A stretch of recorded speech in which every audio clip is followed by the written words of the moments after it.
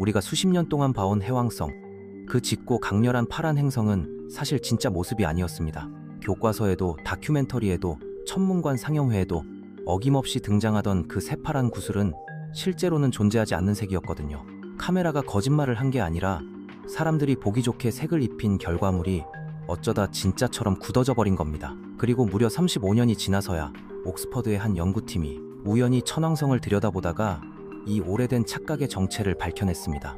진짜 해왕성은 우리가 알던 것보다 훨씬 더 부드럽고 옅은 색을 띠고 있었던 거죠. 그럼 왜 이런 일이 벌어졌는지 하나씩 살펴보겠습니다.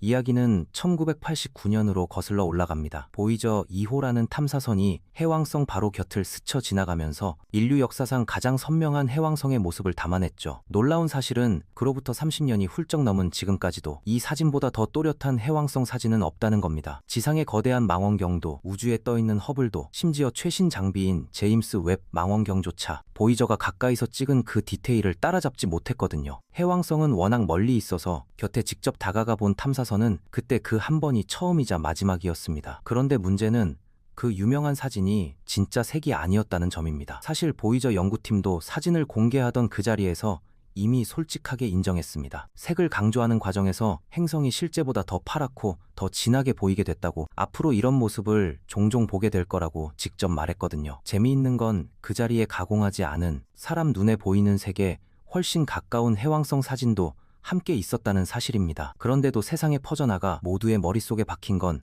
결국 그 새파란 가짜색이었죠. 왜 색을 손댔는지 이해하려면 보이저가 사진을 어떻게 찍는지부터 알아야 합니다. 사실 이 탐사선은 우리가 생각하는 컬러 사진을 찍지 않습니다. 대신 자외선부터 주황색까지 여러 색 유리를 번갈아 끼워가며 흑백 사진을 여러 장 찍죠. 그런 다음 각 흑백 사진에 빨강, 초록, 파랑색을 입혀서 한 장으로 겹쳐야 비로소 컬러 사진이 됩니다. 문제는 보이저가 가진 빨강, 초록, 주황 유리가 사람 눈에 들어있는 색 감지 세포와 딱 맞아떨어지지 않는다는 점입니다. 그래서 색을 입혀 만든 사진이라도 사람 눈이 보는 것과 완벽히 같을 수는 없습니다. 그저 비슷할 뿐이죠. 게다가 과학자들은 이 사진을 더 손봐서 평소엔 잘 안 보이는 옅은 무늬나 소용돌이를 도드라지게 만들 수 있습니다. 이렇게 강조 작업을 거치면 숨어있던 세부 구조가 확 살아나지만 그 대가로 행성 전체의 분위기와 색깔까지 바뀌어 버립니다. 바로 이 과정에서 해왕성이 실제보다 훨씬 더 새파랗게 변한 겁니다. 이 작업은 제트 추진연구소 안에 있는 영상처리 연구실에서 이루어졌습니다.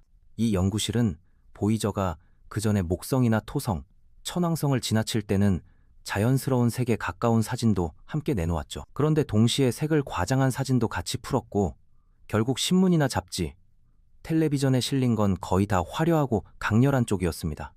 솔직히 그게 더 멋져 보였으니까요. 우주답고 신비롭고 시선을 확 잡아끌었거든요. 1980년대라는 시대 분위기도 한몫했습니다. 하지만 무대 뒤에서는 행성을 연구하는 과학자들의 걱정이 점점 커지고 있었습니다. 색을 일부러 과장한 사진은 천문학에선 흔한 도구입니다. 그래야 행성이 무엇으로 이루어졌는지 알아낼 수 있으니까요. 문제는 그런 사진이 보도자료로 그대로 나가면서 사람들이 저게 진짜 행성색이라고 오해하게 됐다는 점입니다. 사진 밑에 가공한 색이라는 설명이 붙어 있긴 했지만 그 작은 글씨를 누가 꼼꼼히 읽었겠습니까? 그래서 마지막 목적지인 해왕성을 앞두고 과학자들은 영상처리 연구실에 간곡히 부탁했습니다. 이번만큼은 과장한 색 사진을 내보내지 말아달라고 말이죠. 그런데 안타깝게도 연구실은 해왕성 전체 모습을 담은 사진을 오직 과장한 색으로만 공개했습니다. 왜 자연스러운 색 사진을 함께 내지 않았는지는 정확히 알 수 없지만 짐작가는 이유는 있습니다. 해왕성이 예상을 완전히 뒤엎는 깜짝 선물이었거든요. 이 행성은 태양에서 지구보다 30배나 멀리 떨어져 있습니다. 그래서 받는 햇빛이 지구의 1000분의 1도 채 안 되죠. 이렇게 멀고 추운 곳이니 다들 3년 전에 본 천왕성처럼 밋밋하고 조용한 행성일 거라 여겼습니다. 그런데 막상 다가가 보니 거대한 검은 점 같은 폭풍이 소용돌이치고 있었던 겁니다. 연구실 입장에서는 이 멋진 풍경을 사람들에게 최대한 인상적으로 보여주고 싶었을 테고 진한 파란색이 천왕성과 헷갈리지 않게 구별해주는 효과까지 있었죠. 이유가 무엇이었든 그 한 장의 사진은 해왕성을 대표하는 공식 이미지가 되어버렸습니다. 모든 영상, 모든 다큐멘터리, 모든 천문관 상영회에 빠짐없이 등장했죠. 그렇게 거의 모든 사람의 머릿속에 해왕성은 깊고 짙은 파란 행성으로 자리 잡았습니다. 그런데 한 가지 의문이 남습니다. 진짜 색을 되찾는데 왜 이렇게 오랜 시간이 걸렸을까요? 사실 그동안 시도가 아예 없던 건 아닙니다. 색 균형을 좀 더 자연스럽게 맞춰보려는 작업은 이전에도 있었거든요. 그런데 옥스퍼드 대학의 패트릭 어윈 교수가 이끄는 연구팀이 여기서 한참을 더 나아가 지금까지 나온 것 중 가장 정확한 두 행성의 색을 만들어냈습니다. 그런데 흥미로운 건 이 팀이 처음부터 해왕성을 노린 게 아니었다는 사실입니다. 이들의 진짜 관심사는 천왕성이었습니다. 천왕성에는 정말 이상한 구석이 있습니다. 자전축이 98도나 기울어져 있거든요. 보통 행성들이 팽이처럼 빙글빙글 돌며 태양을 도는 것과 달리 이 행성은 거의 옆으로 누운 채 대굴대굴 굴러가듯 움직입니다. 그러다 보니 84년이라는 긴 공전주기 동안 태양을 향하는 면이 계속 바뀌고 그에 따라 행성의 색까지 미묘하게 달라집니다. 어윈 교수팀은 바로 이 색 변화의 비밀을 풀고 싶었던 겁니다. 1986년에 보이저가 천왕성을 지나칠 때는 마침 남쪽 여름이 막 시작된 무렵이었습니다. 그래서 남극이 거의 정면으로 태양을 바라보고 있었죠. 이때 본 천왕성은 폭풍도 구름도 없이 그저 밋밋하기만 했습니다. 다만 과장한 색 사진에서는 극지방의 어두운 모자 같은 영역이 보였고 그 둘레로 점점 밝아지는 띠들이 동그랗게 감싸고 있었습니다. 처음엔 이 어두운 모자가 극지방에 모인 안개나 연무 같은 것이라 생각했죠. 그런데 묘하게도 어두워 보이던 이 영역이 사실은 다른 곳보다 빛을 더 많이 반사하고 있었습니다. 시간이 흘러 2007년, 천왕성은 낮과 밤의 길이가 같아지는 시점을 맞았습니다. 그때는 이미 보이저가 멀리 떠난 뒤라 가장 좋은 관측 수단은 허블 우주망원경이었죠. 이번에 본 천왕성은 사뭇 달랐습니다. 밝은 극지방 모자가 한결 작아져 있었고 그만큼 극지방이 반사하는 빛도 줄었습니다. 그 결과 행성 전체가 조금 더 어둡고 푸르게 보였죠. 이로써 천왕성이 계절에 따라 색과 밝기를 바꾼다는 사실이 점점 분명해졌지만 정작 그 변화가 왜 일어나는지는 여전히 수수께끼로 남아 있었습니다. 이걸 풀려면 먼저 두 행성의 진짜 색을 정확히 못 박아야 했습니다. 그래야 같은 기간 동안 두 행성이 어떻게 달라졌는지 제대로 비교할 수 있으니까요. 그냥 빨강, 초록, 파랑을 적당한 유리에 배정해서 합치면 되지 않느냐 싶지만 현실은 그리 간단하지 않습니다.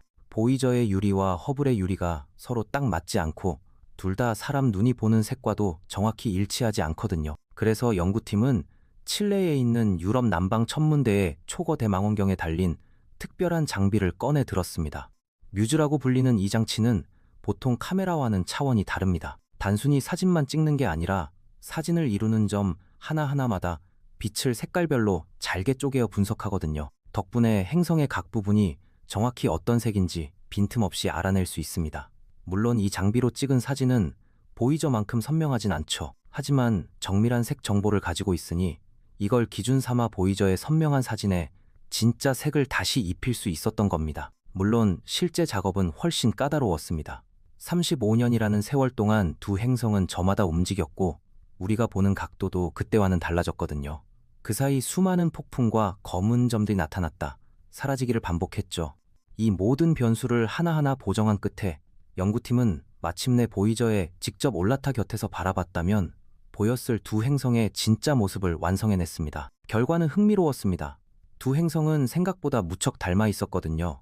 다만 해왕성이 천왕성보다 아주 약간 더 푸를 뿐이었습니다. 보정한 해왕성에서는 여전히 그 유명한 검은 점과 구름띠를 알아볼 수 있었고 천왕성은 예전처럼 여전히 밋밋한 모습이었죠. 핵심은 진짜 해왕성이 우리가 믿어온 것만큼 새파랗지는 않았다는 점입니다. 훨씬 옅고 부드러운 연한 하늘빛에 가까운 색이었던 거죠. 이제 연구팀은 본래 목표였던 천왕성의 계절 변화로 돌아갔습니다. 무려 1950년까지 거슬러 올라가는 로웰 천문대의 오래된 관측 기록을 꺼내 색을 보정한 허블 자료와 나란히 비교했죠. 그 결과 한 가지 패턴이 또렷이 드러났습니다.